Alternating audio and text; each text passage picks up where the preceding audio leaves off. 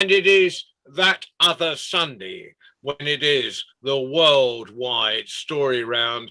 Compare the amazing Mike Russ from Get a Word in Edgeways, and a happy Father's Day, solstice, whatever you want to celebrate. It's a day for celebration.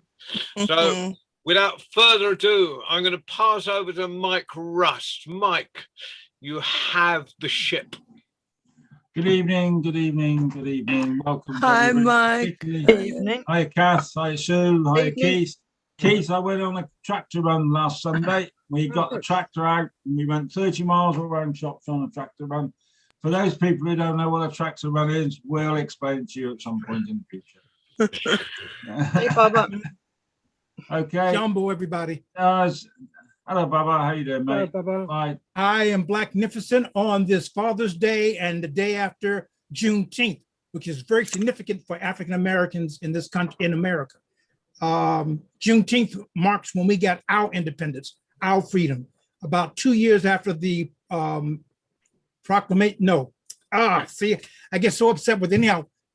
2 years after Lincoln said the frees in the southern states were, the slaves in the southern states were free, marshals walked into Texas to free the last of the enslaved African Americans. I'm sorry, excuse me. I got a lot of thoughts going through my head, so I apologize if I seem a little discombobulated. Right, well, it's obviously very important in your culture, but I'm never quite sure where Texas is. Don't feel bad. We don't either. But and Texas has attempted to withdraw from the United States of America at least 3 times. 2 times formally. It's unconstitutional thus far, but they're always threatening to go their own way. But they're right on the border of Mexico to the southernmost tip of the United States. So you go from Texas to Mexico, more or less. Right. Okay. Is that where Donald Trump's wall was? That was part of it, Mike. That part of it, because we had a bloke called Offa, and he built a dike. Offa's dike, it's called. His job was keeping Welsh out. Okay. You have just made so many PC faux pas, I won't even bother to count. Anyhow. But Jasname is wondering what the hell we're talking about. Okay. Right, so welcome to everybody. It's lovely to see you all again. We're all here again and everything else now. We've made an absolute arrangement this time, which we're going to stick to, because I've asked John to go first. All right. Okay, so John's going to go first. He's going to do some poetry and a story or something. Then Jasname, if you go second, so that's number 2. Okay. Yes. Kath, you go third, and we'll make it up from there, as we always do. Okay. So without further ado, with a person who is emceeing very much on the World Story Cafe like I do. He's a very famous storyteller. He's a very famous poet, but he hides his light under a bushel sometimes. He really does. So giving you John Rowe, my friend John. You go first, mate. Thank you very much, Mike. And I'm going to stay with Texas for this. I kind of just wanted to, we're all getting a bit fed up with not getting on the road. I mean, more fed up this weekend because I was going to be opening my season in the yard of the V&A Museum in London next Sunday. But because I was doing a celebration of Glastonbury there, but there's been some kind of internal disagreement between ENTS and education at the museum, and we've all been cancelled. So nothing to do with COVID, it's to do with people who sit behind desks. I say nothing more. And, so anyway, but I'm going back to a lot of stuff I wrote in the 90s. It was a time of optimism. 98, Bill Clinton would just come in. Tony Blair hadn't turned into a warmonger. And, we were all feeling good. I spent a lot of time out in a small town in Texas, in the hill country called Wimberley. And I mean, for Mike's benefit, Texas is about 1,000 miles across one way and 1,000 miles the other. So, you know, you could get most of Europe in it. And and I used to get there, and this town is a tiny little town, and it kind of adopted me. It was kind of full of hippie cowboys. And so I kind of got on really well there. So this is cool. This is a small poem. I'm going to rattle on for about 5 or 10 minutes on all this. Yesterday, as a panther welcomed me home with a quizzical stare and a wave of that long, thick tail, and Aphrodite led me to the water to watch 2 fat fish slip out from beneath a limestone ledge, I knew the land had taken hold again, and I was helpless. Listening to music made by birds and dogs and bleached bones beating against wind chimes on the porch, I swing from side to side in perfect time and shapeshift in the arms of the mother. Ecstasy comes quietly round here. Tiptoeing up, she covers your eyes and bathes you in sunlight. Everywhere is sacred, and now is the time for celebration, for gathering, for holding our dreams in cupped hands and passing them one to another like newborn children. As it was just outside Austin, where, you know, it's kind of Austin at that time was very much not like the rest of Texas, and the hill country was kind of this sort of liberal island in the middle of Texas. But occasionally we come down to the city, and so this is called Cowboys. We just, you know, put on big boots and big hats and roll down the city in our pickup truck. We were cowboys in the city with a pickup truck and a fifth of whiskey, roping words and shooting down phrases. Our eyes sparkles and we walked with mischief on our minds. We claimed nothing but the horizon and the night air, told stories to anyone who would listen, kissed mothers goodnight in front of daughters who had come to pick them up at curfew, had filled the whole street with the sound of our boot heels and laughter. By the time we left, the gas tank was empty, and South Austin is kind of short on horses when you need one, so we drove home anyway, dazzled the Hays County Sheriff with our brights and slept in our own beds. Right, we had a... Oh God! I kind of it was just a place that was full of characters, and they're all larger than life. And at Kerrville, there was we were at Kerrville Spring Festival. There's a guy called Jimmy Lee, and he was just well, the poem says everything. It's just a portrait, really. They're just little. These poems are just little sketches. Jimmy Lee didn't know where he had fallen asleep, but when he woke up, he found himself staring at the snout of a pot-bellied pig.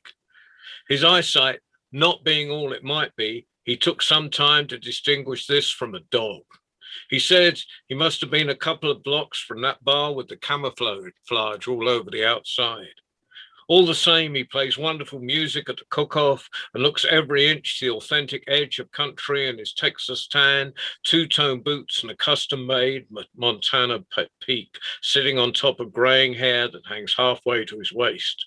Later, he walks away from the crowds with a beautiful woman and a can, and everyone knows they won't be hearing from him again that afternoon. So there's I'm just trying to find. Oh, sometimes you get lucky. There was just a series of amazing trips. And they were tours that fell to pieces. You know, people were supposed to have arranged tours, and then I get there with a ticket for 6 weeks, return home for 6 weeks' time, and there was nothing in the book. So we were just bumming around from sort of party to party, telling stories and getting fed, and maybe making a few cassette tapes to sell and so forth. So, and just finding and staying in houses we were doing up. So including Sue's place. It was an old house that my mate was doing up for her, so we all stayed there. Sitting on the porch at Sue's place, I creased my eyes at the sun's glare and listened to Spider John Corner on the music machine. Sometimes you get lucky. Like yesterday, skinny dipping in the Blanco, I shared the river with fish, ghosts, and a dark-haired water nymph whose voice sent shivers down my spine and made me want to live forever. Later, we all sat round the fire, sharing stories, songs, and a poem or two, and Bob blew spirit notes on his flute while a drum played the rhythm of the ancestors. Watching the dance by the light of flame and ember, the night trees framed the movement of grace, and we were all blessed. Sitting on the porch at Sue's place, I rocked backwards and forwards, drink coffee, listen to rambling Jack Elliott on the music machine, and know, whatever the television and newspapers tell us, it was really me who won the lottery, and all the rest of the world has to do is claim its share. Well, I probably had my 5 minutes, so that was just a little selection of Thank you very much. of Texas poetry from the 90s. Right, so not that I do this very often, but I did realise that John wasn't getting a chance for a couple of weeks or so. So I phoned him up Thursday morning and I told him this was in the body language and the real firm sort of, Baba, this is, you are going to do this language. Do you know what I mean? And he actually had to talk him into it. So thank you very much for being here, John. He sees his role sometimes is not to perform at the moment. And John, you're wrong. You need to perform a bit more. Okay. Right, so we're going to go to now, Jasna, mate, you're dancing around between your mum and your phone and everything else. Now, you're happy with where you are? You can... Yes, there was some issue in my laptop, so that's fine. Right, now, Kath, you need to mute yourself. I can see balloons behind you. Is it your birthday? Yes, it was yesterday. So how old are you? 12. You're 12 teen, is what you say. You can. Because you're a teenager now. Your mum thinks you've been a teenager for the last couple of years. Okay. So you're 12 teen is how you say it. Okay. So over to you then, mate. Have you eaten all the chocolate yet? Yes, they are about to finish. Yeah. Okay. Over to you. First of all, happy Father's Day to all. A father is the biggest support at all times. So let's start. आओ सुनाऊं तुम्हें एक कहानी. आओ सुनाऊं तुम्हें एक कहानी. Come, let's listen to a story. Come, let's listen to a story. So today, my story's name is Pathi's Pan Eating Habit. That is betel leaf stuffed with mouth freshness. So one day I am going to take you into a small village where Pathi and Tata live together. Pathi is grandma while Tata is grandpa. They both loved each other. Tata was annoyed of one thing, for the habit of Pathi that she ate pan every time. And she was about 85 to 86 years old. She had no teeth. So I think you must be thinking, how would she eat the pan? She used to take a mortar and a pestle, taking the leaf inside and adding some mouth freshness. There she go.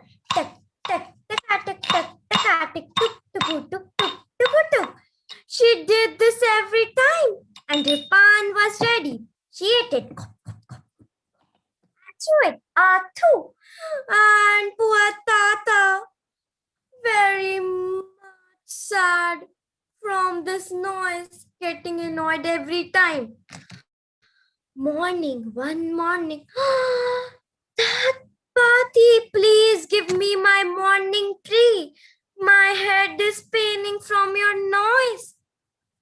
she gave Tata the morning tea.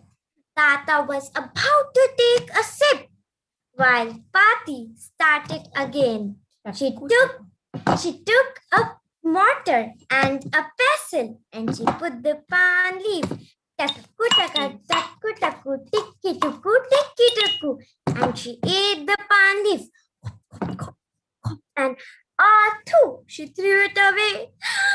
Tata was annoyed and shouted angrily, "Just stop this!" And he ran to the wisest man in the whole village. He requested, "Please find a way out from the noise that Pati makes whole day after every hour eating the pan." So the wisest man said, "Okay, I'm giving you one opportunity. Go to your farm, take the cow and pull it to your house and tie it to a pole." So Tata just ran to his farm. He took a cow and pulled it to and tied it in his house to a pole. And while he tied it to the pole, the cow started mooing as he was feeling bad as he was tied. So moo, making lot of noise. And there Pati started eating her pan. Takku takku takku takku tikki takku. She ate it and too. And Tata was very much annoyed. Cow, Pati, oh my God. And he ran to the wisest man again. He said, "One more advice. Take the dog from your farm, pull it and tie it onto the pole, opposite pole of the cow." So the Tata, in a second, he reached his farm, pulled the dog and tied it. Now, as the cow was feeling very bad, he started mooing again. Moo! And there, as the dog was tied, it started barking. Woof, woof, woof, woof. And Pati started to eat her pan. Takku, takku, takku, takku, tikki, takku. She ate it. And too. And the Tata said, "I have done a very big mistake. A cow, a dog, and finally, Pati. What shall I do?" He ran to the wise man again. And the wise man finally said, "Only one advice. I don't have a solution for this again. And don't come back. Take the both animals to your farm." That's it. And he took both the animals to the farm. But do you think Pati stopped? She didn't. She again made her fan. Takku takku takku takku tikki takku and ate it. And too.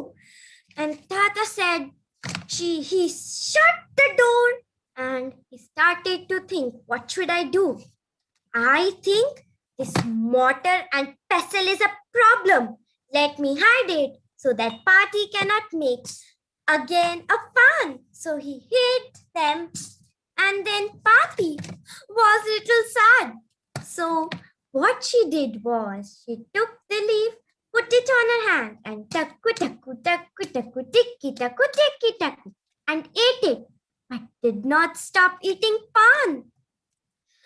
Poor, annoyed, angry Tata was now fed up. So he decided, I wish to God that this pan, this betel leaf goes away from the whole world.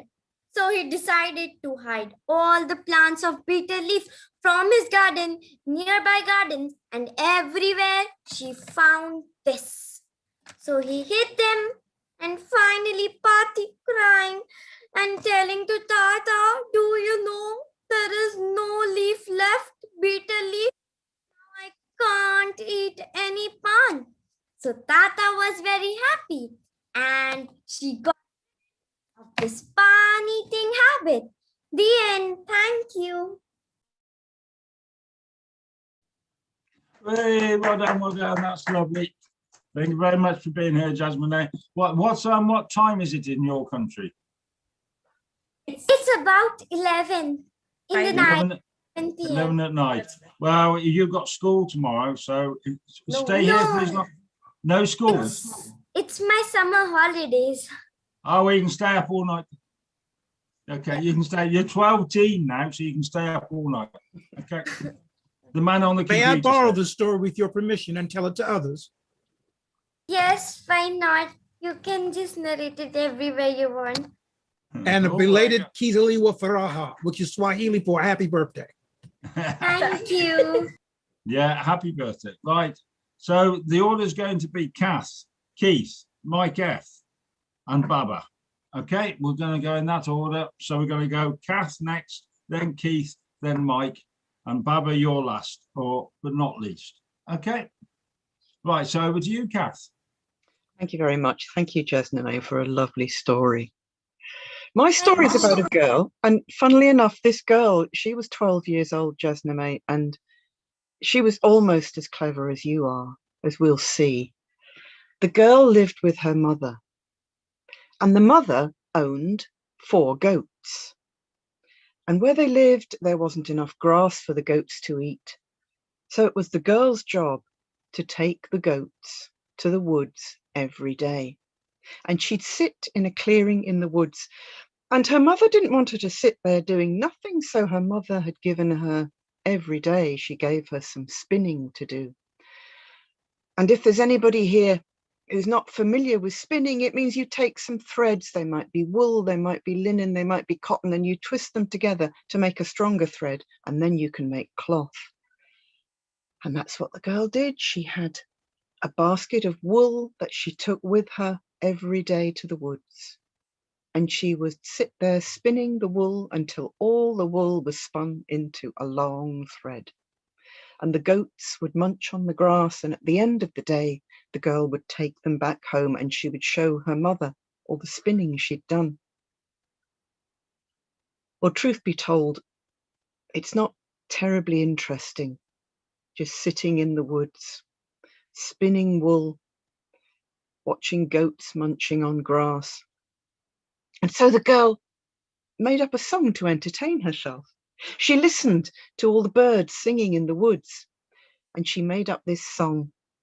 Oh, the robin sings, and the linnet sings, and the chaffinch sings in the merry, merry wood, and the blackbird sings, and the thrushes sing. All the birds sing in the merry wood. And she was happy with that for a while. But there came a time. In fact, this day, it was the same date as today. It was the 20th of June. It was Midsummer's Eve. And the girl was sitting, spinning and watching the goats. And she'd sung about the robin and the linnet and the chaffinch. And then she looked around her and she looked at the trees. And she thought she'd make up a verse of the song about the trees. And so she sang, oh, the blackthorn tree and the silver birch and the holly tree in the merry, merry wood. Oh, the old oak tree and the hawthorn tree, all the trees grow in the merry wood. And she was so pleased with that verse that she sang it all over again. And then, on Midsummer's Eve, she sang it for a 3rd time. And when she finished singing it, there was silence. Not a bird singing, not even the sound of a goat munching on grass. And she saw from between the trees, silently stepping towards her, a tall, graceful woman. And this woman wore a gown, the colour of birch leaves in the spring. And the gown fluttered like birch leaves in the breeze. And the woman's hair was the colour of birch leaves in the autumn. And her eyes were very dark, like the dark patches on a silver birch trunk. And the woman said to the girl, I heard you singing, and so I thought I would come if we have some music, you and I can dance. And as the woman spoke, all around, on the bushes, on the twigs, on the trees, birds landed and they began to sing. But each bird sang a different note and a different tune. And so what might have been beautiful sounded to the girl dreadfully discordant. And she began to look about her. She started to think perhaps she should just take the wool and take the goats and go home. But the tall woman, she grasped the girl's hands in each of her own, and she held her hands very, very tight. And to the sound of that strange music, she whirled her around and around. And to begin with, the girl sort of enjoyed that weird dance. Made a change from sitting on her own, but when the woman danced on and on and on, and she didn't let go of the girl's hands, she began to get so tired. And they danced all the afternoon, and they danced until the sun was going down. And as the sun was beginning to set, at last, that tall, beautiful woman, she released the girl's hands. And the girl began to cry. And the woman said, "What's wrong?" And the girl said, "Well, I'm so tired. And with the sun going down, I have to go home. I've got to take the goats back home. And I've got this basket of wool, and my mother's told me to spin it, and none of the wool has been spun." And the woman said, "Then give it to me." And she just touched the wool. And there it was, all spun into a long thread, as if the girl had been working on it all day. And the woman said, "As you have danced with me on Midsummer's Eve, I will give you a gift." And she put a handful of something into the basket with the wool, and then she put the lid on the basket and she gave it to the girl. And she said, "Don't look until you get home." So the girl took the basket and she gathered up the goats and she began to take them home. And she'd never been more glad to leave the woods. And the basket felt heavy, and there was a sort of a chinking sound coming from within. And the girl became more and more curious as to what might be in the basket. And she knew she'd been told not to look. But well, wouldn't you? I think I would. Just a peek. I mean, it doesn't count as a look, does it? If you just lift the edge of the lid and you just peek inside. And so she lifted the edge of the lid. And what did she see but gold coins? She hurried home to her mother to show her mother what she had. And when she got inside the house, she plunked that basket down on the table and she took the lid off. And there inside was the thread all spun and a pile of golden birch leaves. Thank you, everyone. It's my Midsummer's Eve story. Lovely, Kath, lovely. Yeah, you're a bit like red wine, Kath. The older you are, the better it is. Well, I'll kind of take that as a compliment, Mike. Thanks very much. Well, it was meant as a compliment. Yeah, absolutely. Hello, Teresa. Hi, Right, Teresa. we're going Keith and then Mike. Okay. Well, hello, everyone. Hello. Once, a long, long time ago, there was an old man and an old woman that lived in a very dilapidated cottage on the edge of a wood. And when the wind blew, it blew under the door and made them cold and rattled the windows. And when it rained, the holes in the roof let down water, and they had to put bowls and buckets out to catch the water. It was a very dilapidated cottage, and they were very, very poor. And one night, the wind blew and the rain came down in torrents. And it rattled the windows and came under the door. And they had to put buckets out to catch the rain. But in the morning, they looked out into the wood and they saw that there was lots of sticks that had been blown off the trees. And one thing they did in order to get some food was to collect sticks and take them to the market and sell them. And so they could buy some meat and some bread and some potatoes and everything they needed. And perhaps sometimes, if there's enough, to buy some clothes. And so they were so glad that there was all these sticks that were lying around in the wood. And so they went out with 2 bags and they started to collect the sticks. 1 stick, 2 stick, 3 stick. Help me, help me, help me. And the old man looked at the old woman and said, Nell, did you say something? No, Bill, I didn't say no. No, it wasn't me, no. And so they continued collecting sticks. 1 stick, 2 stick, 3 stick. Help me, help me, help me, help me. And the woman looked at the man and said, Bill, did you say something? No, I didn't say no. That's no, it wasn't me. 1 stick, 2 stick, 3 stick. Help me, help me, help me, help me. And they looked down and they saw there was this tiny fairy that was trapped under a log. And they rushed over, and because it's only a small log, they was able to lift the log off and free the fairy. And the fairy was so pleased with them that he granted them 3 wishes. And so they went home and they were thinking about, well, what should we wish for? We could maybe wish for a new house, or maybe a castle, maybe a horse and a cart and lots of food, lots of things. And they hadn't thought, oh, I don't know.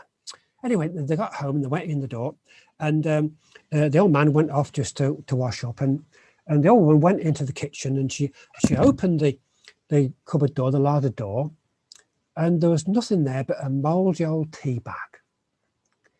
She said, "No, I wish that there was a whole frying pan of Lincolnshire sausages frying on the top of the oven." And dang, there they were.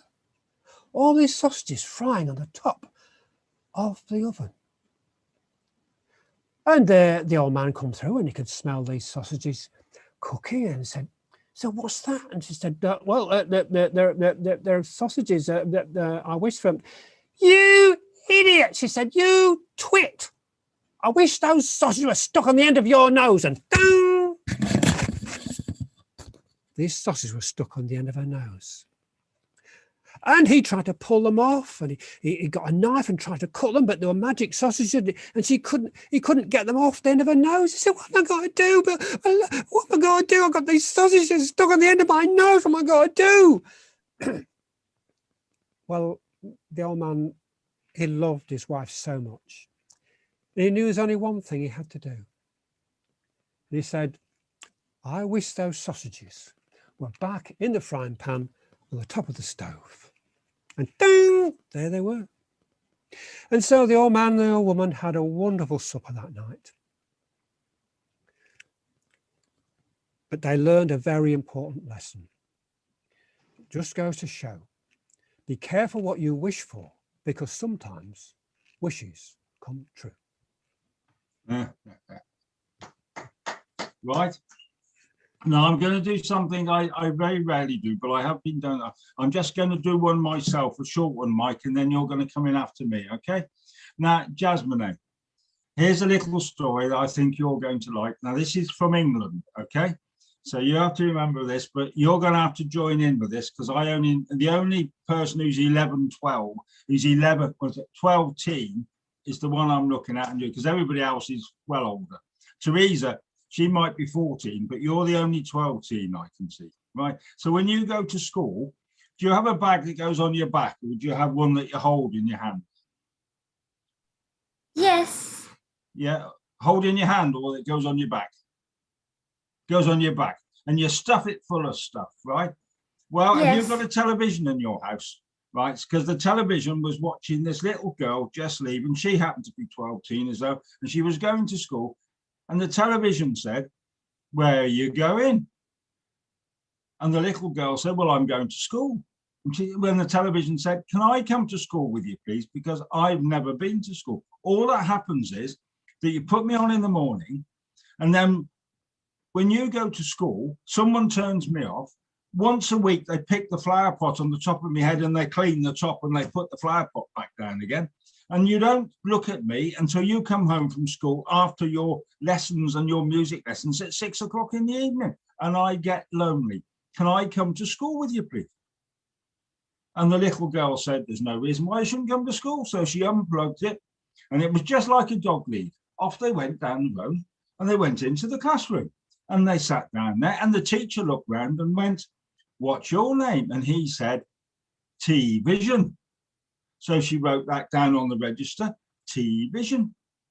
Well, the first lesson that morning, now you're going to have to all join in, was singing lessons. So they all sat down there, and she got on the piano and she started singing "Twinkle, Twinkle, Little Star." So she went, "Twinkle, twinkle, little star, how I wonder what you are. up above Up the sky so Like a diamond in the sky. Twinkle, Twinkle, twinkle. little star." And she went, "Stop."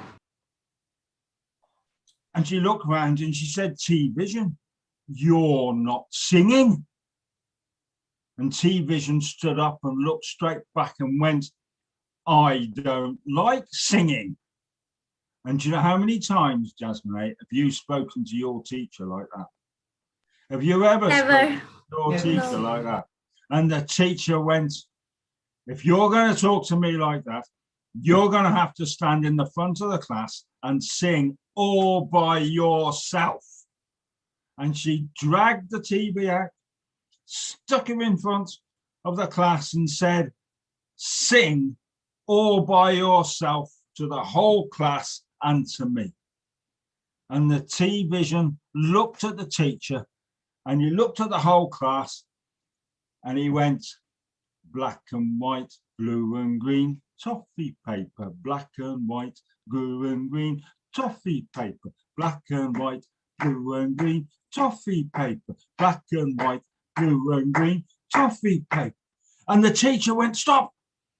But it was too late because the whole of the class were joining in and the whole of the class was going, "Black and white, blue and green, toffee paper, black and white, blue and green, toffee paper."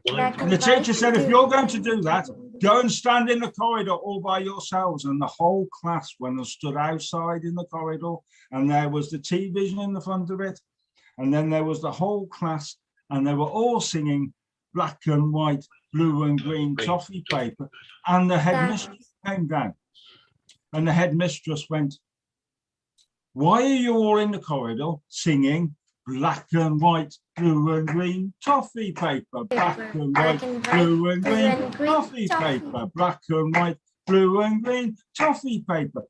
And once she started, she couldn't stop either. And then the rest of the school came to find out why that class and the headmistress were all standing in the corridor singing "Black and white, blue and green, toffee paper, black and white, blue and green, toffee paper." Well, she walked out to the headmistress and she walked out into the front of out of the school into the road. And there happened to be a policeman there.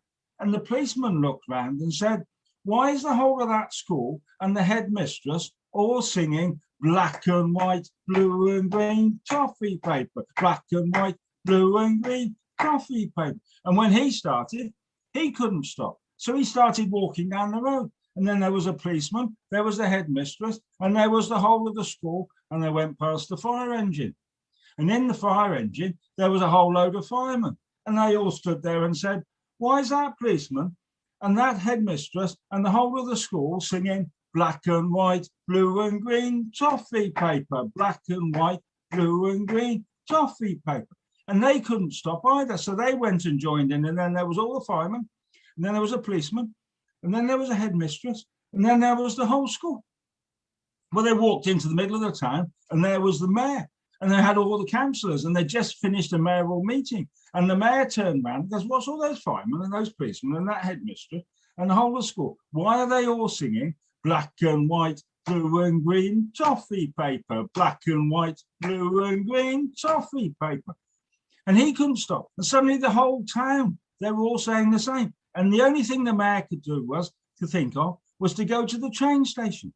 And they went to the train station and they got on the train, and the guy who was driving the train driver turned around and said, why is the whole of this town, the mayor, the firemen, the police, all the councillors, the headmistress and that school, why are they all singing black and white, blue and green toffee paper, black and white, blue and green toffee paper? And once he started, he couldn't stop. And he was driving down the train lines. And every time he stopped at the town, they all joined in. And soon, by the time he got to London, which is our capital, doesn't it? Everybody in England, they were all singing the same song. And they all went to the Houses of Parliament, and all the MPs were there. And they all started singing black and white, blue and green toffee paper, black and white, blue and green toffee paper. And they went back to where they all came to live, and the whole of the British Isles, the whole of the British and Irish Isles, and we're an island in the middle of the sea, doesn't it? We were all singing black and white, blue and green toffee paper, black and white, blue and green toffee paper. Now, it just so happened, because we've got a really long history, and we've just about upset everybody in the whole world, and the whole world had a great big meeting, and they decided they didn't like us, so they'd sent all their neighbours, and all their neighbours were going round and round and round our islands. And they said, why is everybody in England and everybody in Scotland and everybody in Wales and everybody in Ireland all going black and white, blue and green toffee paper, black and white, blue and green toffee paper? And once they started, they couldn't stop. So they went off all over the world, and everybody in the world was all singing black and white, blue and green toffee paper, apart from one person. Now, this is the riddle, Jasmine. So who was the person who wasn't singing it? Can you work it Was out? it The TV. No, the TV was that. the girl or the teacher? The teacher, that teacher. It was the teacher who wasn't singing it. And when she'd been marking, and when she stood up and she walked out and she heard everybody singing black and white, blue and green toffee paper, black and white, blue and green toffee paper, she went, stop. And everybody stopped. And everyone went back to their homes, and everybody all over the world, they all went back to their homes. And the headmistress and the class all went back to their class, and the TV vision was there, and they all blamed him. And they all said, this is all your fault. And so you've got to go home, and now you're never allowed to go to school again. So little girls who were 12 are never allowed to take their TVs to school with them. And that's the reason, because if you ever take your TV to school with you and you have a singing lesson and they start singing black and white, blue and green toffee paper, it causes one hell of a lot of trouble. There you go. Right. Now, I saw you. Now, all you've got to remember, Jasmine, is black and white, Blue and green toffee toffee paper, paper. and you'll think of a daft git on the TV and you'll be fine. Okay. Okay. Right, we're going to send you to Mike Flaherty now. Okay, Mike? Okay, well, follow that, as they say. I'll try. That's easy to follow me. I'm not a stalker.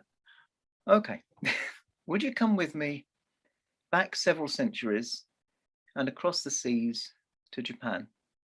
I'll tell you a story that I think mirrors in a way some of the things that Jasmine was saying in her story, because there was this old man and his wife, an old woman, and they'd never had any children. So it was quite a sadness to them, but their great comfort was they had a wonderful dog. They had a little white dog called Shiro, which apparently is Japanese for white. And like your dog, Desmond, but I think with white ears. And the dog was such a good friend to them. And they were very kind people. They scratched out a living with a little bit of land, growing some vegetables and things. And the dog would sometimes come along and scrap at the soil to help the old man. And one day the dog was scrapping at the soil and he started barking. I'll do a ruff, ruff, ruff, ruff, ruff, ruff. An excited bark. And so the old man came over to see what was going on, and the dog was scratching away. So he brought his hoe over, and the old man, he started digging and digging, and suddenly there was and he dug up a sack. And in the sack, if I could open it, he opened it with no trouble. But in the sack was a pile of silver coins, Zume.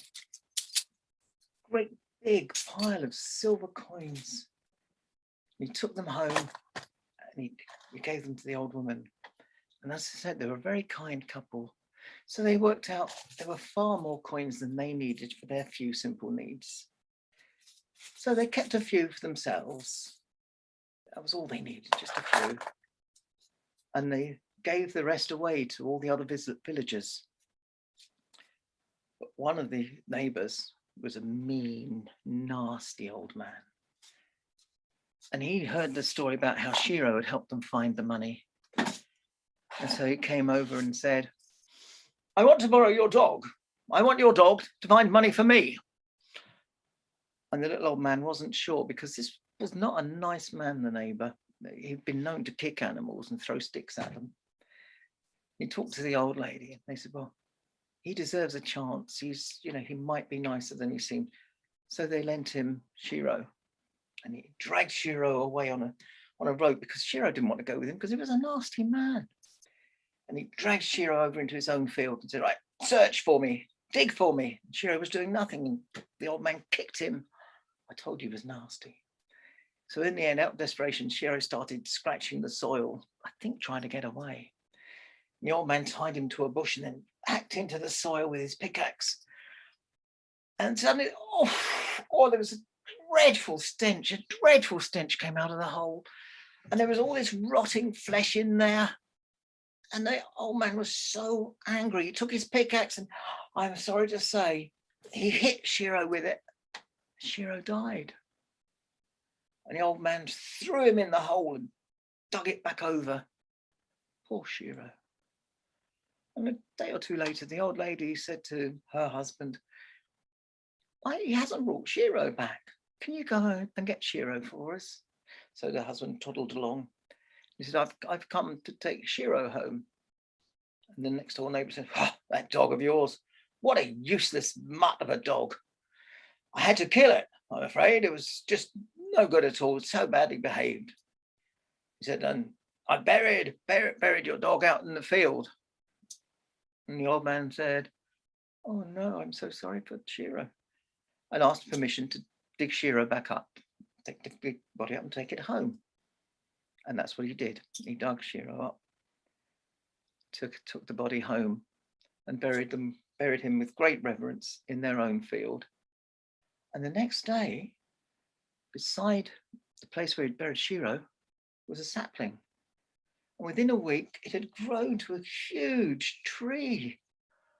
And the tree was full of blossom, even though it was late in the year. And that night, the old woman had a dream. And she said to her husband in the morning, I had a dream. The spirit of Shiro came to me and said we must chop down the tree and make a mortar, a wooden mortar that Jasna made, not one metal one like you had, a wooden mortar out of the bottom, so that we can grind the rice to make pastries and have a little celebration of Shiro's life. So they chopped down the tree, and they took the base of the trunk, ground out the middle of it to make a mortar. And then they poured in the rice and started grinding it. They couldn't believe it. As they ground the rice, it just kept getting bigger and bigger and bigger and bigger, until it made enough for hundreds and hundreds of pastries. So they cooked the pastries and they took the few they needed and they distributed the rest among the villagers and said, eat these in celebration of the life of our wonderful dog Shiro. And of course, the nasty, mean cur of a neighbor next door was really jealous and said, I need to borrow your mortar so that I can make rice cakes of my own in celebration of poor Shiro's life, because I'm so sorry that, you know, I inadvertently caused it to end. And the old man was thinking, no, he's not having it. He's not having my mortar. And the old woman said, give him a chance to make amends. Give him a chance, a second chance. So with some reluctance, they lent him the mortar. And the neighbor took it home and he poured some rice in and he started pounding it. And out from the mortar came a great huge flock of dirty, disgusting flies. And the stink of it, again, it was worse than the stink in the field. And the old man next door was so angry, he threw it into the garden. And then eventually he came out with his axe and he chopped it up and burned it. And a couple of days later, the old woman said to her husband, oh, we'd better go and get the mortar back. So the husband went and said, we'd like the mortar back, please. And the old man said, that mortar of yours is useless. Oh, dreadful thing. I've had to chop it up and burn it. And the old man was very sad. And he said, oh, that's it there. And the old man said, well, would it be right if I took the ashes home so that we could bury them alongside Shiro? He said, of course you can, of course you can. He even gave him a bowl to take them home and he scraped them up into the bowl. And he was walking home, and as he walked through the garden, he walked past what had been their favorite cherry tree, but it had died. And a little puff of wind just lifted a few of the ashes off and they blew onto the tree. And the tree came back to life. There were buds, then leaves, then blossoms. The ashes had actually brought the tree back to life. And the word spread around the neighborhood that this had happened. And eventually the story of it reached the daimyo, the local bigwig, who also had a dead tree in his garden. And it was a dead cherry tree that his wife had planted many years before. And so he called for the old man to come and bring the ashes and see if he could do anything with the tree. And the old man took his ashes and he just scattered a few on the cherry tree, and it worked. The buds came out, the leaves came out, and the tree blossomed. And the daimyo said, henceforth you should be known as, let's see if I can get it right, Hanakana Jisai, the man who restores trees to blossom.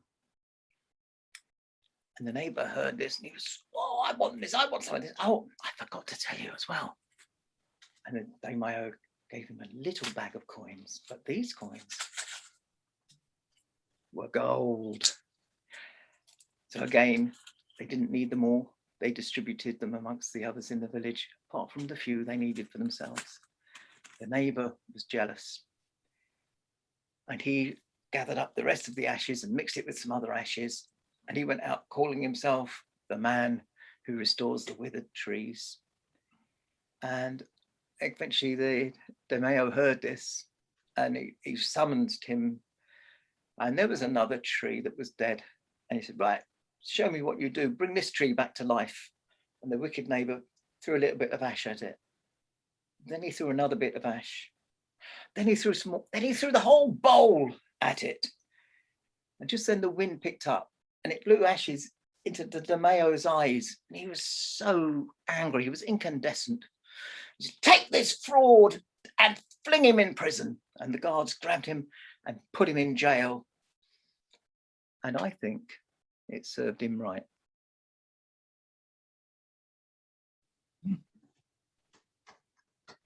Oh, thank you, Mike. That's very nice.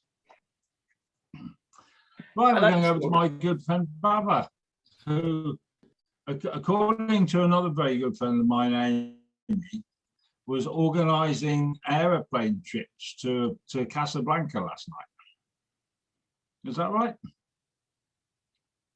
You're muted. You're muted.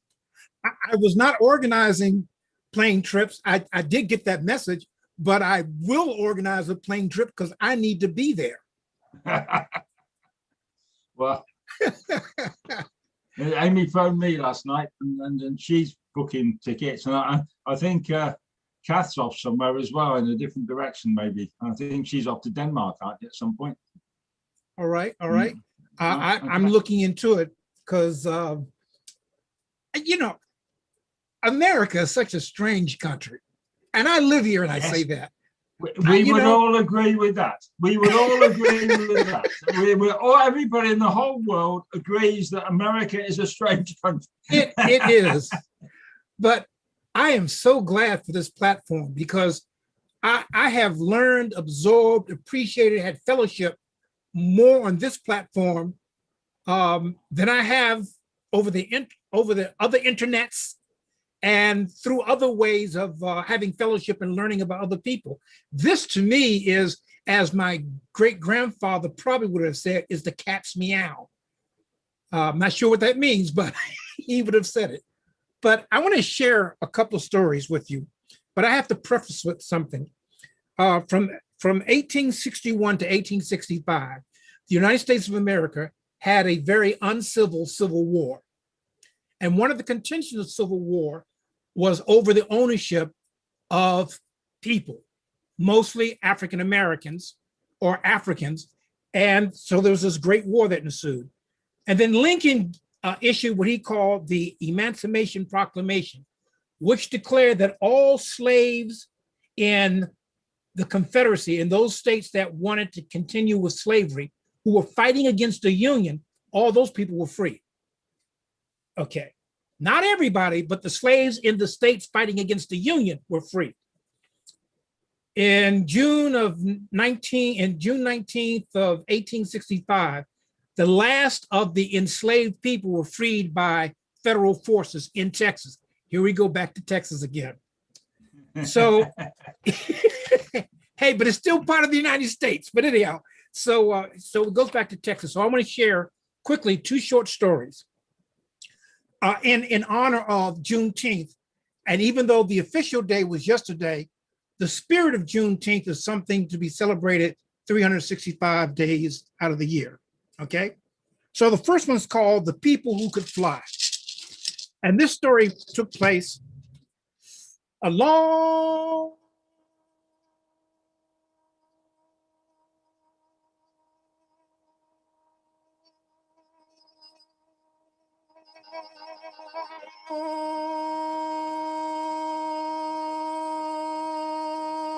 time ago. A long time ago, during the horrible transatlantic trade, where people were being snatched from their homes and pressed into slavery, there was the son of a medicine man, who was the son of a medicine man, who was the son of a medicine man, who had dreams that spoke of the horrible things that were happening to his brethren and sisters that were being captured and spirited away to a foreign land. And so he decided to allow himself to be captured to find out if his dreams were of the truth. And so he was caught. And they took him to an island where they seasoned the new slaves. Now, I'm of the mind that seasoning is something you do to food. But when they say season, it was code for break the spirits. And so the people toiled under the hot sun, and they worked and they worked and they worked. And if they were lucky, they were able to get a ladle full of water from a bucket during the course of their working. But there was a lady who was with child, code for she was pregnant. And she was working under the hot sun, and it was too much for her, and she collapsed to the ground. And the overseer stood over her and took his whip and made her get back up. Now the medicine man, who was the son of a medicine man, who was the son of a medicine man, who was the son of a medicine man, had seen enough. And so while he was working, he worked his way, pun intended, to the lady who was with child, and he whispered in her ear, and he said, "Sweet sister, when I'm going to tell you a word that will set you free. And when I give you the sign, you say this word and you will go home." And so he said to her, and then he went back to work. And she was working, but again, she was with child, and being under the hot sun was just too much. And she fell to the ground. And the overseer came over to her with his whip, and he raised it. And just as he raised it, he looked at the medicine man. He nodded his head, and she said, and her body began to raise up into the sky. And her body turned in the direction of the ocean, and she began to float over the plantation, over the beach, over the water, until she became a distant speck and they could see her no longer. And while everybody was watching this, the medicine man, who was the son of a medicine man, who was the son of a medicine man, who was the son of a medicine man, quietly made his way around and spoke the magic word into each of the enslaved people's ears. And he said, when you see me give the signal, say the word and it will set you free. And so the people went back to working, and they went back to working. And finally, someone else fell to the ground. And as the overseer got ready to hit him with the whip, the medicine man nodded his head. And the slave who fell to the ground said, and his body began to rise in the air, turned toward the ocean, began to float. And one by one, each slave said, and all their bodies began to rise, turn toward the ocean, and they began to float and float and float until they became just distant specks. But one of the overseers noticed that every time someone said the magic word, the medicine man, who was the son of a medicine man, who was the son of a medicine man, who was the son of a medicine man, got a little weak and fell to one knee on the ground. And he said, get him! And the medicine man, he began to pray to his Kijiji, to his village, to his family, to his people, to those, to his creator. And he prayed to give him strength. And he shouted the magic word. And the magical word was, and his body rose into the air, turned toward the ocean, floated across the beach, floated across the water until he was just a distant speck in the air. Now, some of you are wondering what the magic word was. You see, there's two types of slavery, and people argue about which is worse, but I think slavery of the mind is far worse. For slavery of the body sometimes and often can be overcome. But if you are enslaved in the mind, it matters not how strong you are. And you see the magic word? Well, the magic word, well, I tell you how to find the magic word. Princess J, I hope you're listening. Learn as much as you can. Never stop learning, because the more you know, the more you can do, the more you can do, the more you want to know, the more you know, the more you can do. And then one day, whether you're working for someone else or trying to create your own business, your own dynasty, one day you'll realize that the magic word is, and it will set you free. So that's my first story for an honor. And the other one I like to do is a poem I wrote back when I had hair under here. And it's called Past and Present Glory. And come on, light. Okay. So there's some literary licenses in this poem, but this poem was written probably 1990 something. Maybe 1980 something. And it's called Past and Present Glory. I wish I had a way to tell our story about our past and present glory. Sure, we're descended from kings and queens, royalty is still filled with dreams. Astrologers, architects, engineers, farmers, hunters, warriors, out peers. African wizards of long ago would be called scientists today, or so I'm told. Medicine men from way back then, doctors and surgeons did begin. Crispus Attucks first to fall in a revolutionary war that started it all. I wish I had a way to tell our story about our past and present glory. Sure, we descended from kings and queens, royalty and still filled with dreams. Maya Angelou, poet extraordinaire. Michael Jordan, floating through the air. Freedom fighters like Nelson Mandela and Dr. Martin Luther King lift every voice and sing. Gospel music, rock and roll, jazz and others, fast and slow, demanding what's right, surviving the wrongs. Blues, hip hop, and rap was born. I wish I had a way to tell our story about our past and present glory. Sure, we descended from kings and queens, royalty and still filled with dreams. A Black man has gone to the moon, continuing the legacy of Mary McLeod Bethune.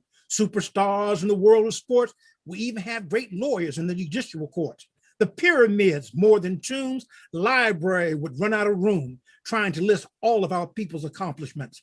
I wish we had a way to tell our story about our past and present glory. Sure, we're descended from kings and queens, royalty and still filled with dreams. The last chapter of this rap is up to you to draw that map. With education, dedication, goals, and plans, your fate is in your hands. Learning everything you can, growing from child to intelligent woman or man, so one day you will turn around and you will tell me that you have found a perfect way to tell our story about our past and present glory. Sure, we're descended of kings and queens, royalty and still filled with dreams, royalty and still filled with dreams, royalty and still filled with dreams. The story continues with you.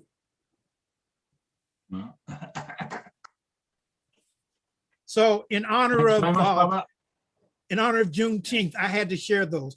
I actually had something else lined up for today, but the spirit moved me. So I hope you enjoyed that. And Jasmine, I hope you enjoyed that as well.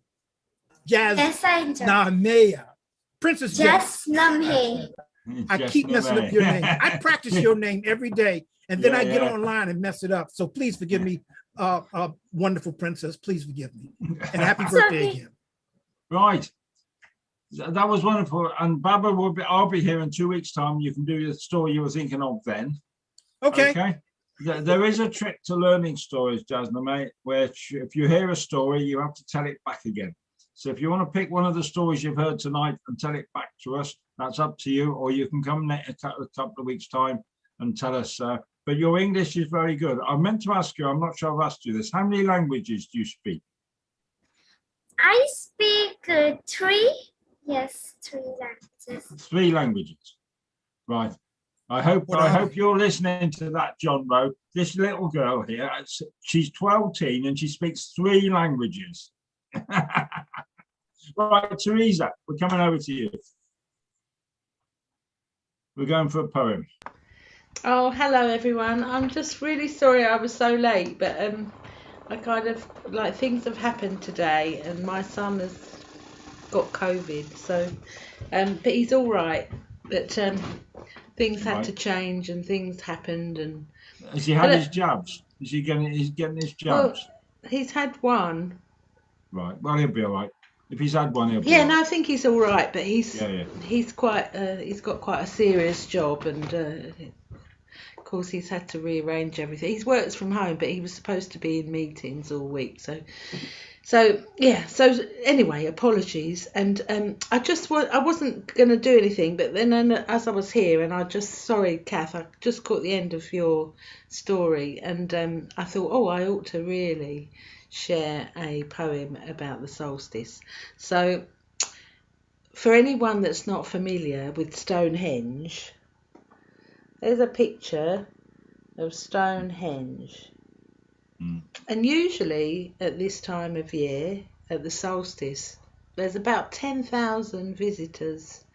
Various sort of Wiccan groups and druids go in ceremony, and lots of tourists and visitors go to watch the sun rise at Stonehenge for the summer solstice. And as you probably know, it's the time of year when we've got the longest day. And this time last year, I was I've been writing poetry, obviously, but I'm creating a collection at the moment, with John is helping me edit. And as I heard you mention the solstice, Kath, I thought, oh, I should share last year's solstice poem with you, because it was very poignant. Because obviously last year, and it's again the same this year, nobody is allowed to go. So it's called History Will Speak of This, brackets, Lockdown Solstice Stonehenge. No one came. For the first time since an ancient mind conceived it, no one came. No one came. To blow their fashioned horns, or thump their painted drums, or while dancing stroke a stone. No one came. No one came. To jump the sacred broomstick or wander through a portal, no one came. Absent druids, Wiccans, warlocks, idle passers-by, watch in wonder at this dawn. To witness, no one came. That's it. Oh, lovely. Is that it for tonight, or are you going to... Yeah, you. Right. Well, I think everybody's done something who wants to do something. So it's only 7:10. So what I'm going to do for a few minutes, John and Ali, I'm not sure who's running the ship tonight, John, whether it's Ali or somebody It's else. Ali running the magic carpet. Right. Can we just leave it open for 5 minutes and let everybody have a chat? Absolutely. Yeah. So how about doing that? I know we're not in this country anyway on lockdown, but there are people here who aren't from the UK, and some of you will. I don't know if your country's on lockdown, Baba, and the state No, that you're in. well, as again, America's a very strange country. For the Yeah, most we've- part, we're open, but even being open means in some places, the consensus is if you've had both shots, you don't have to wear a mask outdoors. There's mixture depending on where you are. Even county to county in the same state have different protocols. So it's very confusing. But no, technically we're not on lockdown. Right. Okay. And Mike, so where are you? You're I'm in a country called England, and we're in much the same state as yours. yeah. Sorry, I was thinking. just No, as I said that, I was thinking- you're in the independent state of Reading, aren't you? Well, what Mike Connor calls the very, very easterly end of Cornwall. That's like me. You're I'm like in Connor. West Anglia. Where's that? Oh, and Teresa, my prayers be with you for your son to make a you. speedy recovery. I have a very dear friend who cannot take the shots because of immune issues. And unfortunately, someone within her family transmitted COVID-19 to her. But the last time I touched bases with her, I think it was day before yesterday, she was on the mend. So my heart and prayers be with you and your son. Thank you, Baba. Thank you. I'm sure Yes, he's absolutely. he's He very speaks for all strong. of us. So thank you. He's a very Yeah, he strong speaks for all of us. man, and I'm sure he'll be okay. Yeah. But I really He has no choice appreciate but to that. be strong. You're his mother.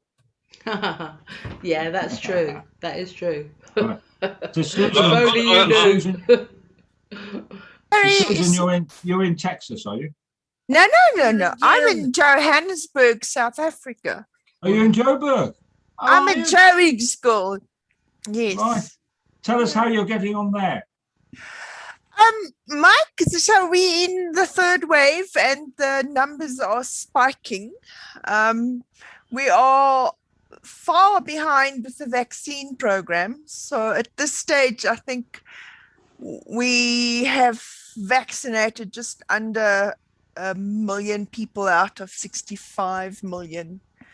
So Right. we and the cases are escalating. So we're not in a big lockdown yet, but they have introduced longer curfew hours. Bottle stores are being closed early. So yes, it's a bit scary. Yeah. Okay. So Yeah, which vaccines- Morocco's the furthest ahead of any of the African countries. It's got about 20% vaccinated already, and had a bit of a during the when India went had its crisis, or is still having, because they were getting a lot of their vaccine from India. That the vaccines dried up. They're now getting it from China. So Morocco's trying to stay on top of it, but they locked down very early, didn't they, Ali? Ali can't hear me, but there's Yeah, you can. Ali. They kept things sort of fairly locked down in Morocco, didn't they? They're opening up a bit now, are they? Yeah, they open. They are going better. It's not like the last time. Everything was closed, and the restaurants, the hotels, but now everything is open, and the situation is going better than the last month. Yeah, I think Morocco was one of the countries that handled it sort of really well. And I've got to say something. Friday, Jasname's mum is actually doing some work You Oh, know, is she? he's That's not come on, just is she leaving it there? all to Come on, is she Jasname. there? Is she there? Right.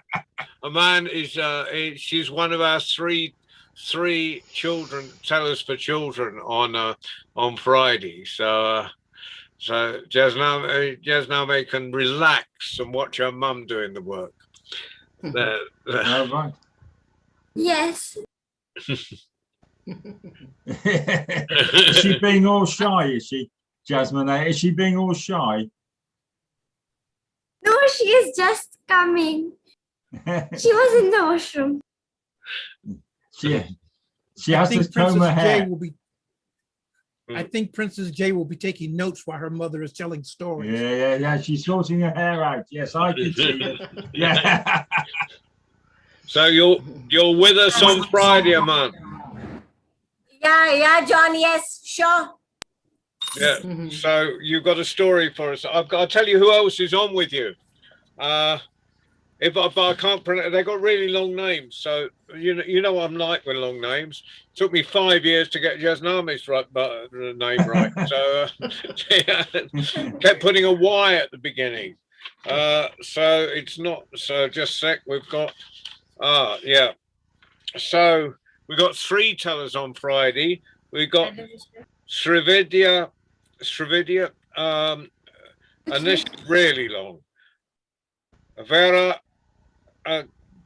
Gavaran, Srividya Vera Gahavan. Anyway, so there, I'll write it somewhere. I'll write it. I'll send it to the schedule. And Manisha Gajahan.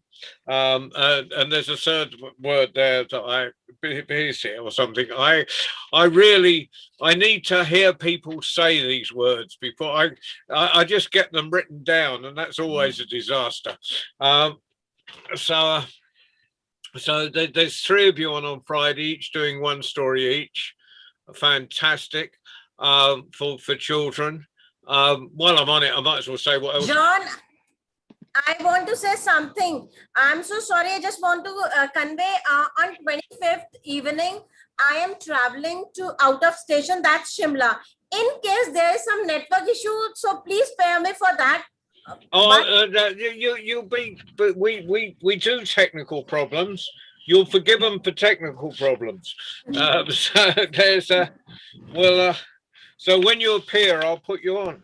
Well, I'm going to put you in the program, and if you don't appear, you don't appear. There's I'll give your apologies. I will. Speaking of apologies, alas, I'm going to listen to the playback. I will not be able to enjoy you directly because I am performing on another channel at the same date at the same time. But I look forward to hearing, because you're such a talented family.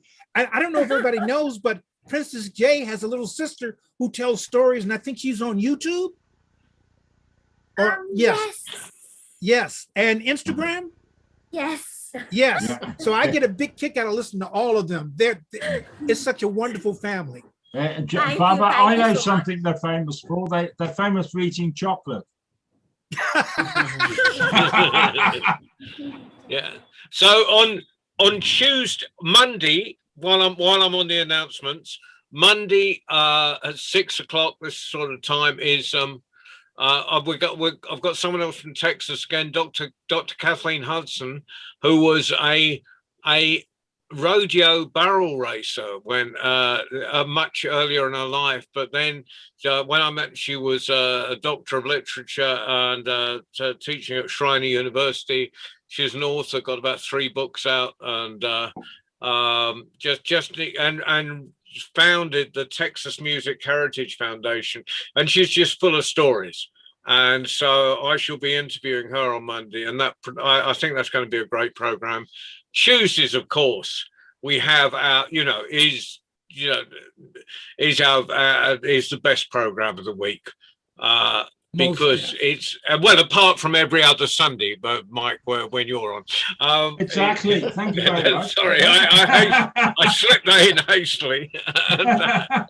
it's the best. It's all out and out the best. Yeah, Sorry, but no. Tuesday nights, Tuesday at 5 o'clock UK time is our young international tellers, 18 and under, and there's just where we had last week we had Gaza, we had three young people from India, ranging from the age of 7 upwards, or 8 upwards from India. And then we had California, a 7-year-old from California, 18-year-old from Scotland, and of course our enormously talented Nigerian family, which there's this sort of rivalry between Yazname's family and the Nigerian family. So how many siblings can you get on one go? But so it's just a brilliant international get together of young talent. It's fantastic. John. I sent some chocolate to the Nigerian ones. Did they Yeah, get I haven't heard it's got there yet. I'll ask them this Tuesday. Yeah, no, I'll come in and find out because I did send it. So Yeah. We but I have another question for you. Baba and Keith and I and Kath and Mike, we've got another question for you, Mr. Bow, right? You interviewing all these people. Has anybody ever interviewed you? Oh, God.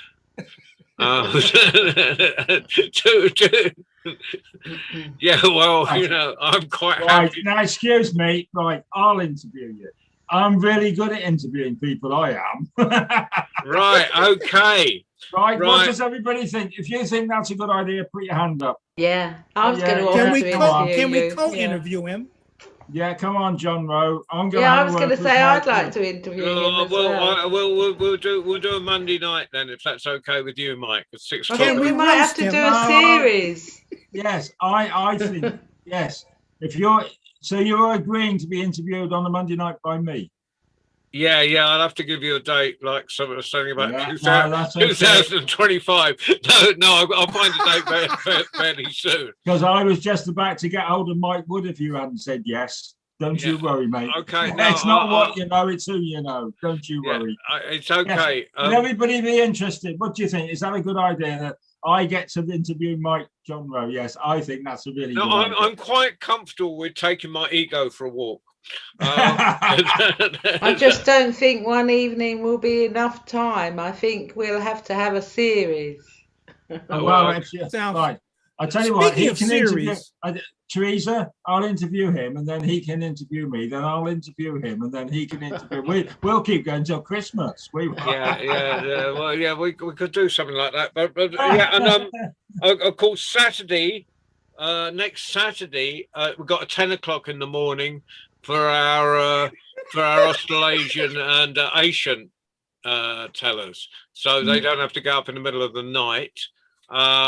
Or we don't have to have Yaznami staying up till 1 o'clock in the morning. But now she's finished school, it doesn't matter. Finished school, that's fine. That's She's all gonna right. practice her 3 languages. Aren't you impressed? She knows 3 languages.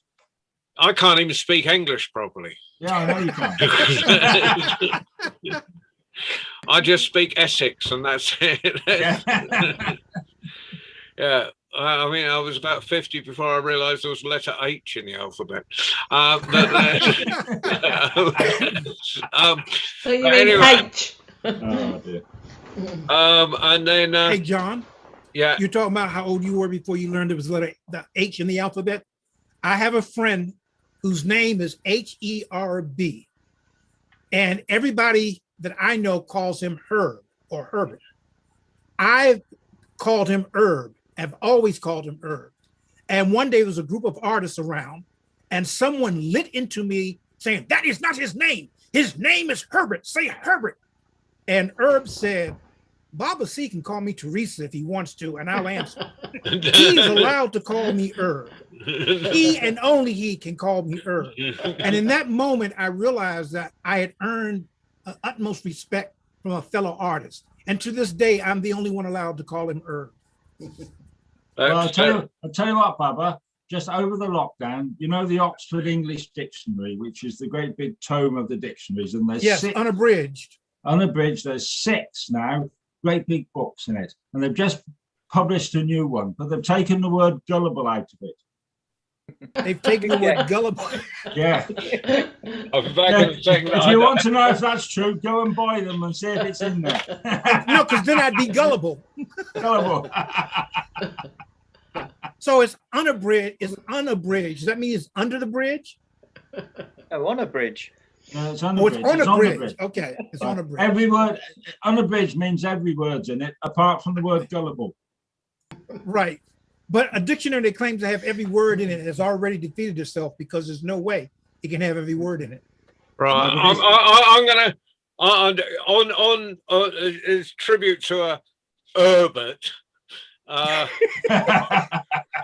got a poem. My little brother, a right little Herbert, nearly choked himself on sherbet. My little brother was so sweet, but you should see the things he eats: lumps of coal, bits of soap, plastic bricks, ends of rope, dirt and grass and sticks and stones, even tried an old dog's bone.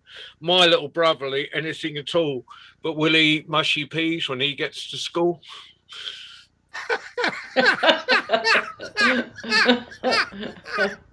Well, I did that See you, with Kath.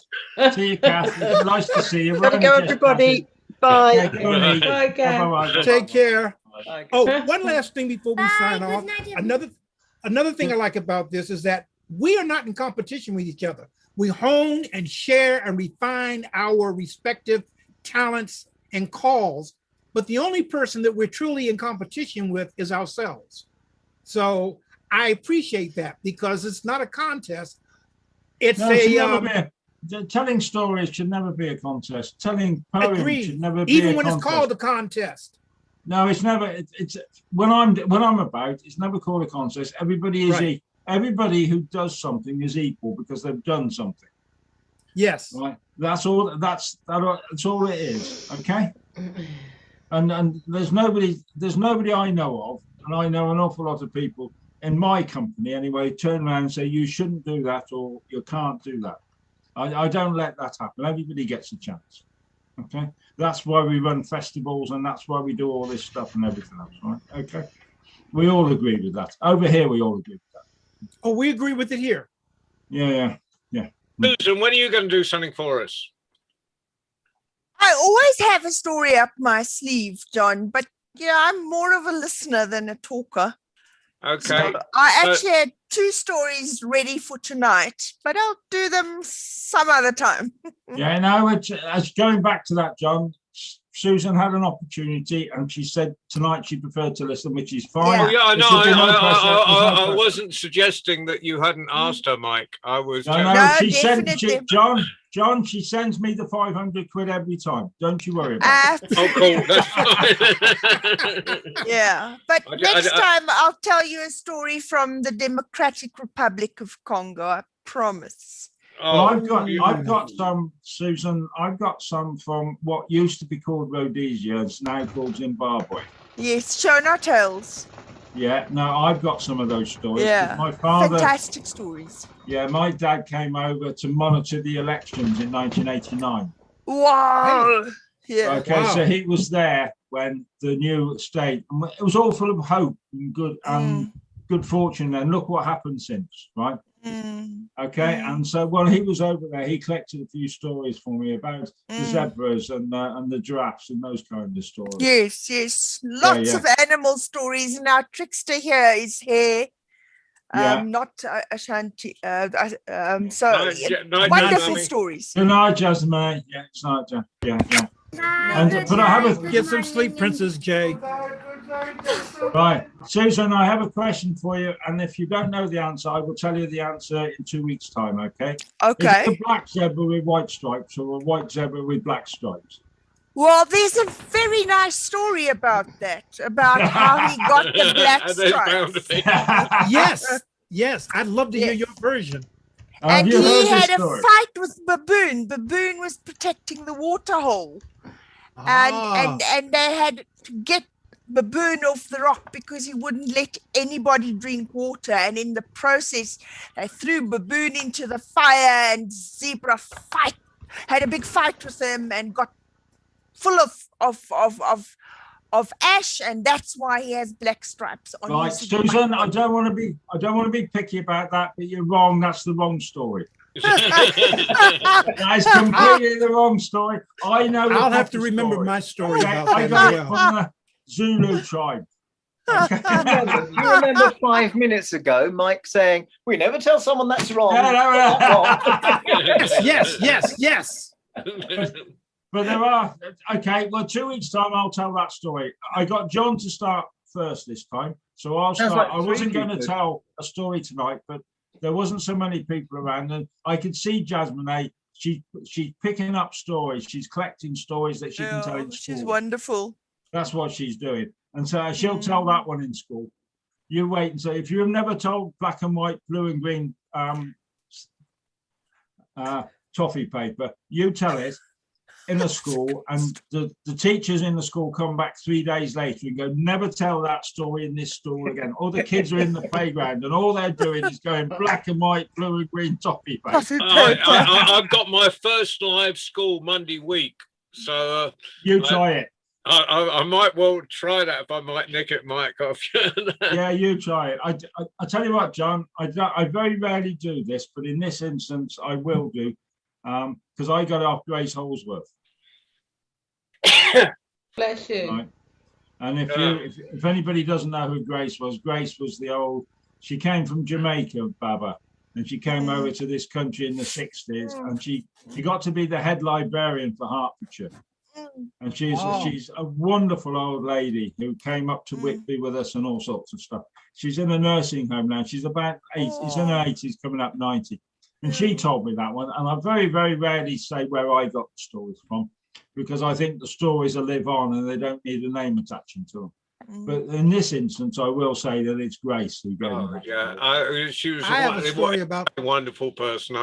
I saw her in that 1992 thing in at the Queen Elizabeth Hall, which had the most amazing lineup. It was just, for now, it had Louise Bennett, Duncan Williamson, Grace Hall, Grace, the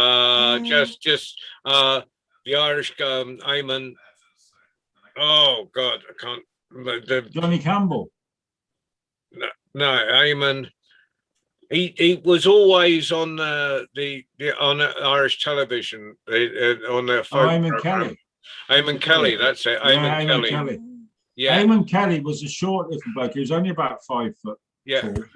Yeah, he was. I knew him.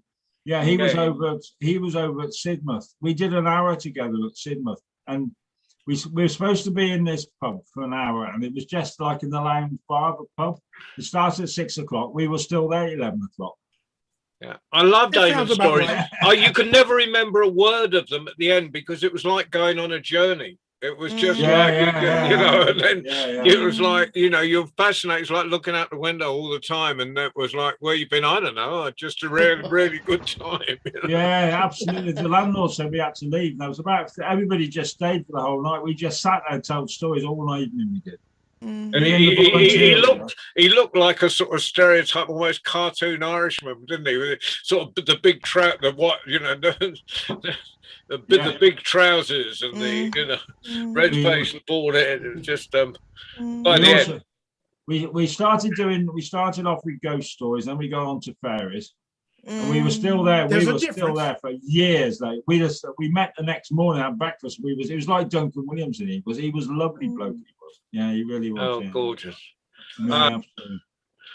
Anyway, Susan, 2 weeks time, zebras. Okay. Okay, it's a deal. The zebra. We'll have a zebra sharing. Yes, zebra sharing. See Susan and Mike all doing. I have a zebra. Y'all got me doing it now. I have a zebra story as well. Next I'll be saying I'm sure Mike Paxton will find one somewhere. Yeah, Baba, you're gonna love the one I've got. You really are. It's a lovely story. You're gonna love it. You really are. Yeah. No, you're wrong. No, I'm only kidding. Right, there's far too much good nature here. It's almost, like what. Right. So a proper good Father's Day to all the fathers and grandfathers out there. I just want to get that not out of the way. I just wanted to wish that as well. So today I'm kind of doing double duty.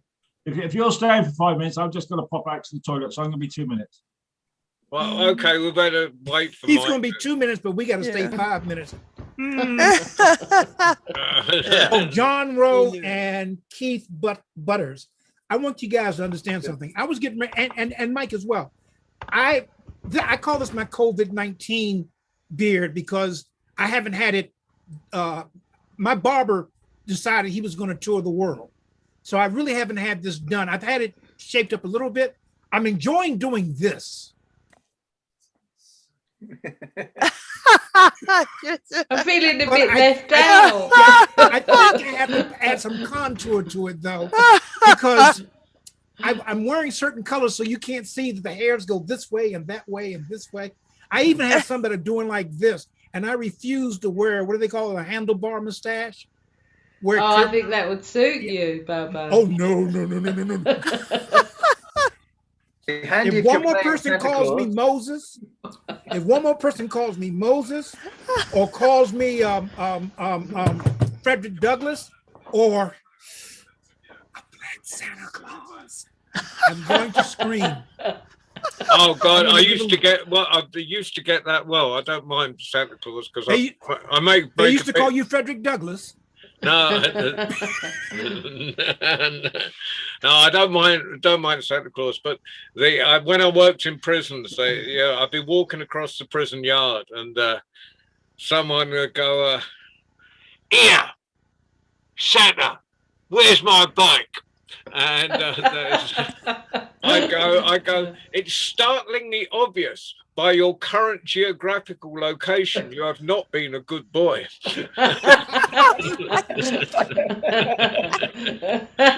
You know, John Rowe, when you say your work in prison, if I say my work in prison, people don't hear the whole statement. They hear I was in prison. Prison, yeah. Yeah, And that- I have had, you know, the worst joke I got on that was immigration going into the States, and and they asked what work I did. I said, "Oh, I'm a resident writer in a prison." And he looked at my name. He said, "Good job you weren't working on death row."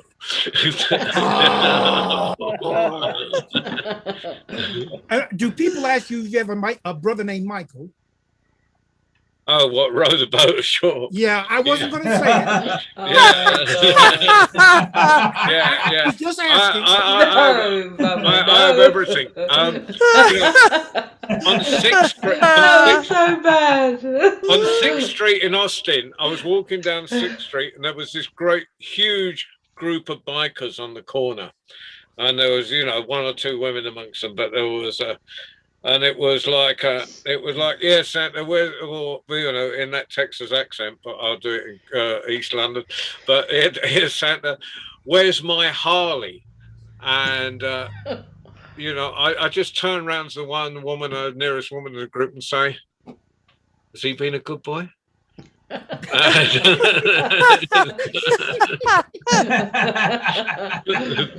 So since I asked you a question about your name, I think I've shared that in Swahili, Baba means father. And the C is from my last name, Calendar. So when I do workshops, I usually have a very inclusive, very diverse mix of students. And my Spanish-speaking students, they said, Baba C? I said, yes. They started calling me Papi C, because in Spanish, C is yes. So I was Papi Yes.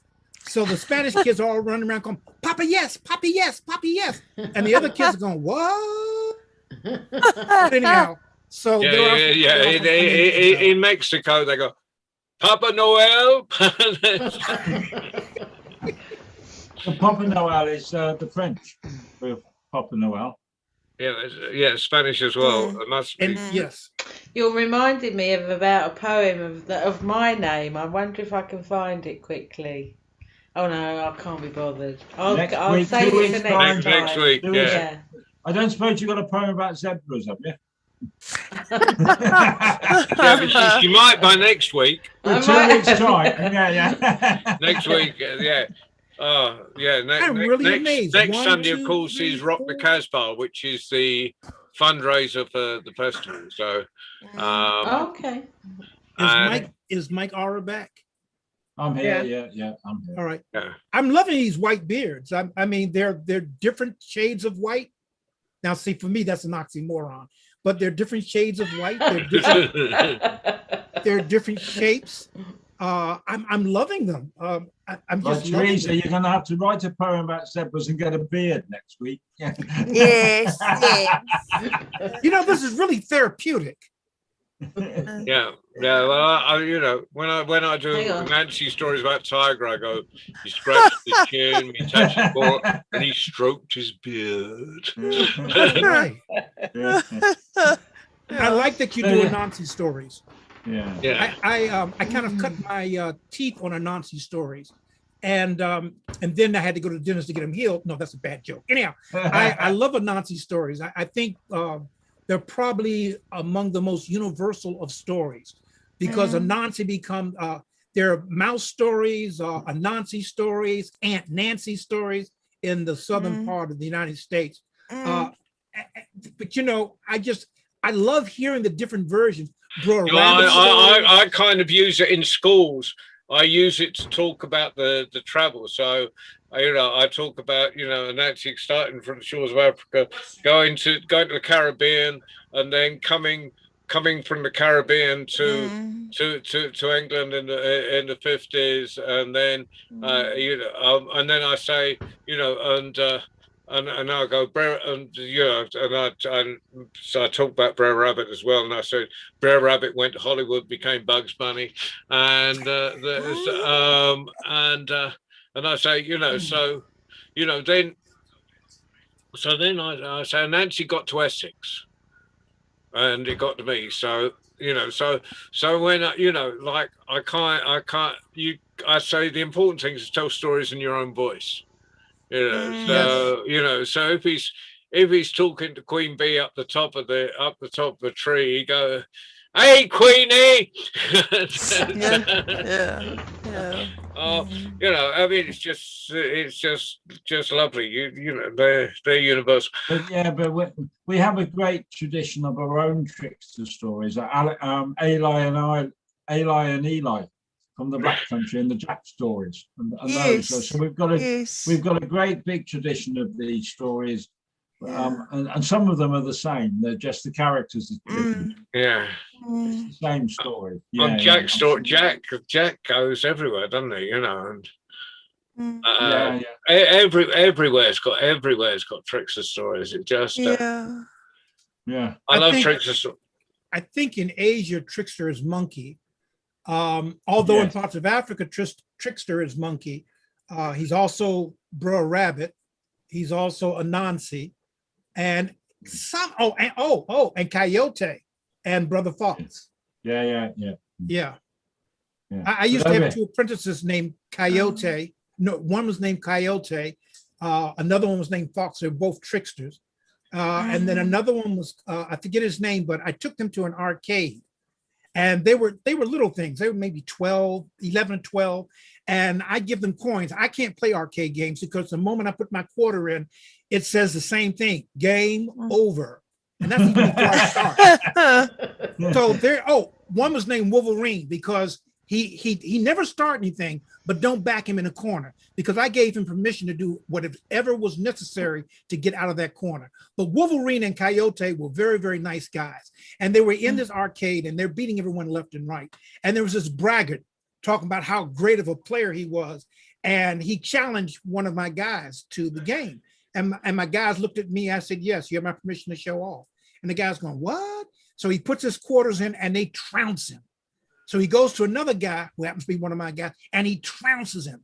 After about 10 minutes of this, he comes over and says, wait a minute, how many of these guys are with you? Because I don't want to play any of them. So tell me how many of these guys are with you? You know, but they trounced him. They were great players. I used to give them quarters because, like I said, the moment I put a quarter in, and people thought I was kidding. I took my youngest son. I said, watch. I put my quarter in. He put his quarter in. We were playing a 2-player game. He put his quarter in. I put my quarter in. We both hit the start button, and my side said game over. And he just looked at me and said, Dad. I said, yeah, game over, play. I put my quarter back in. He had a great time.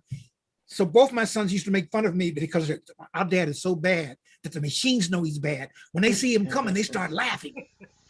And he puts a quarter in, game over. Anyhow, I used to give one of my kids a steak because I was telling stories on the fairground at the seaside. So we would stand down there in a static caravan in a trailer, and I'd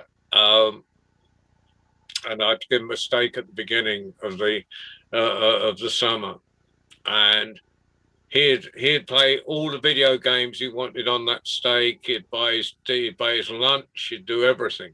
I never had to give him any more money. But then, because I'm like you, if I put it in, I lose. But the kids all know it, you know, and the adults that were losing would go to the kids and say, "Here, win me some money. I'm nearly out of money." And it was great because all the workers in the arcade knew the regular kids and looked after them. It was, yeah, I mean, I probably brought up my children in the most appalling manner. Look, well, I tell you what, John, I was up in Whitby with, we've got a very famous storyteller over here called Shona Lee Cumbers. And Shona Lee's got a little son called Isaac, and he was 13 at the time, and she had to do an evening concert, and I wasn't working. So she said to me and Lynn, well, could Isaac come and sit with us for the evening, because he'd be by himself in the accommodation. Yeah, come on then, come over. So he came over. We went to 4 different pubs. We went to 3 different archives. We played pool everywhere, and we just got back in 5 minutes before she turned up. And Isaac, the 13-year-old, she went, "Isaac, now, what have you been doing with Lynn and Mike?" And he looked at her straight in the eye and said, "I've been sat here reading a book." And she went, "That's really good." And she got to the door and she stopped and she just looked at me and I went, Oh, God. "Oh, dear." Oh, it's been a great night. Well, I hope you've enjoyed it. It's been a Father's Day forward gift. to them. I think there's a real nice, easy way of doing things, and we've got the theme for next week or 2 weeks' time because we're doing zebras. Yeah. We're going to get a zebra. Zebras. And we're going to get a zebra story from America, Susan. That's going to be Zebra I might have stories to from make America. that up. I say zebra, I'll tell you what, you say zebra. I Susan, say- they call them black and white ponies over there. No, What we they call them them. in Texas. It's we call- alopecia or something. What do they call them? Black and white ponies? Something. It's alopecia? No. We call them quajas. Appaloosa. Yeah. We call them quajas. Quackas. Quajas, yeah. Okay. Okay, well, That sounds too much like workers to me. Right. Okay. Well, Mike, thank you very much. Thank you, Always a Ali, pleasure. for providing the magic carpet so we can go around the world and have a Absolutely, natter. Thank you, everyone Once who's again, told. Happy Father's Day to all the fathers, Yeah, happy uncles, Father's and Day to everybody. grandfathers. Okay, and all that mate. stuff. Grandfather's Day to most of us. Yeah. You know what? I finally began to understand why women have a reluctance to go from mother to grandmother, although I think it's a fantastic thing. So a lot of the kids I used to be father to, their kids are calling me grandfather. I'm like, what? But that's all right. There you go. Yeah, well, that's the difference. The difference between Father's Day and a Mother's Day is that Mother's Day, you know, it's the one day when people are supposed to take the strain and say, "Don't you worry, we'll take you out for lunch, or even take you out for a meal, or even do the cooking." But that's probably a Cooking no-no. house, yeah. John, You know, John, nowadays, it's the day where the dads can tell their jokes, okay? Because this is a dad's joke. I've got a pen here that writes underwater. Wait, did I just miss that one? I've got a pen here that writes underwater. It's a pen, here you see. Yes, but it writes what? It writes underwater. Oh, underwater. Yeah, it writes underwater. Okay. UNDER. I got underwater. I got it. It Yeah, writes dad's underwater. jokes. No, but see, I'm in America. We have pens that write in space. So, but I get it. Yeah, but they were invented in Italy. Why I have I- said in America we have them. I didn't say we made them.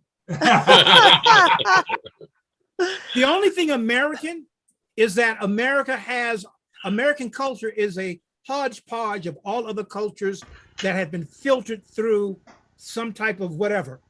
But there's nothing that is well, I can't say that's not uniquely American, but America in itself is a conglomeration.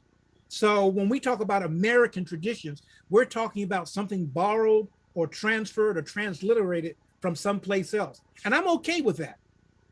So we have a lot of things in America. They may not have been made in America, but we'll claim them. But just before we go, because you've been all talking about Father's Day, I just want to show you a photo that came up on memories for me. And it's a postcard that I have that my dad sent to my mum when he was posted in the Sinai after the Second World War. And it's a really, I don't know if you're going to be able to see it very well, but hang on, let's get it in the right place. Oh, there you go. Oh, wow. The pyramids. Oh, Yeah. wow. Oh, Yeah. oh my griot. Isn't that lovely? Yes. Wonderful. Yes. Wonderful. Bring it Yeah. down a little bit. Yeah, Yes. Yeah. Right. And so you have to remember, Baba, that the world is split into three: is what is ours, what was ours, and what should have been ours. So Egypt was ours for a bit. And see, here in America, the world's in two parts: America and the rest of the world. And I'm not saying it's right or wrong, it's just the attitude. I want to thank you guys because you have enriched me and shared with me so many things that I would not be able to readily experience here. And Right. I think this is one of the beautiful things about the internet is I think I've learned more from you ladies and gents since I've been coming to the cafe about other cultures and the little things and the big things and how you view each other as well as America and how we view the rest of the world. So you guys, I'm reminded of something a wise man once told me, and who said, "You're never too old to learn, and you never stop learning, because the moment you stop learning, you stop living." Yeah. I'm Yeah. still trying to get someone to let me into a school. You've been to prison, John. You've been to prison. That's why they're not letting you into schools. I wouldn't worry about it. Just get worried when we start teaching how to play cricket. Yeah. Oh, God. Yeah. Cricket. The only cricket I know is Jiminy. Yeah. Uh, Sorry, can I please ask Mike? Mike, what is black and white and red all over? I can only think of a zebra with lipstick, but It's a newspaper. The newspaper. Or A a sunburned Zebra with zebra. lipstick. Or a sunburned zebra. yeah. Okay. It's a or a What's a newspaper. newspaper? What's a newspaper? A newspaper, like the Times newspaper. No, Mike, I know I was being facetious. Right. And the other one is a nun that's been run over on a zebra crossing. There you go. Oh, You don't know what a zebra crossing is, do you, Mum? oh, oh, he does. you guys are horrible. I wouldn't have it any other way. You know. Ladies, thanks for putting up with us guys. Oh, Thanks, it's a guys. pleasure, Baba. I'll tell you So what, John, bye. Your stories. we'll have to have a session at 10 o'clock this in our time, or after 9 o'clock, where we can tell all the jokes we're not allowed to tell. Oh, hey, because I have a couple, That but could only be a fun. couple. Oh, I've We got a might couple get- of poems that would fit into the after 10. I'm going to do what Mike Ara is doing in a moment, right. and that's enjoying an adult beverage. I've just Enjoy. got a beer. I've just got a beer. But And I'm John gonna Rowe go- has an adult beverage. I'm going to Do go I and have an sit adult outside. beverage?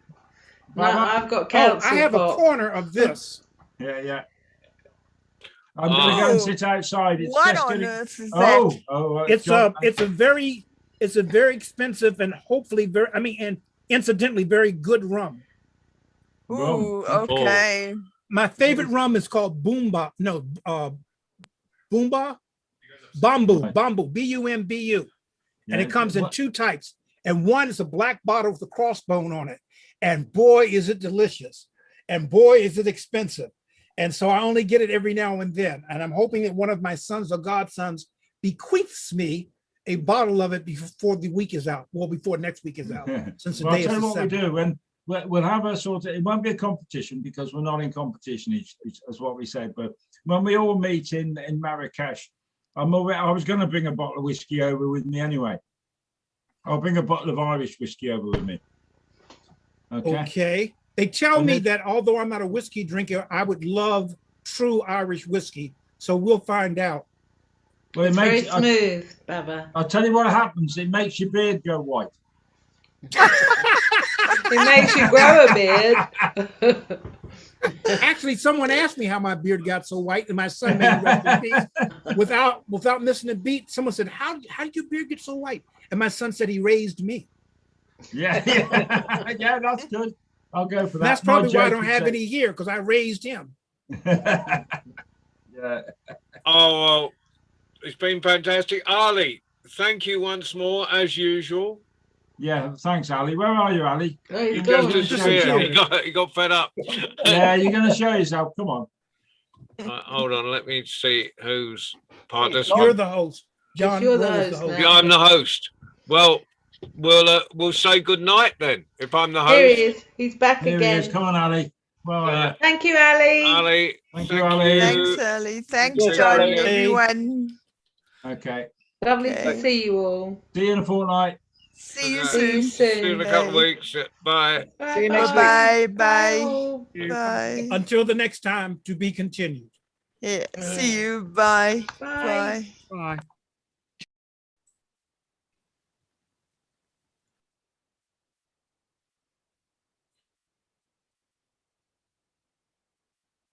Thank you, Ali.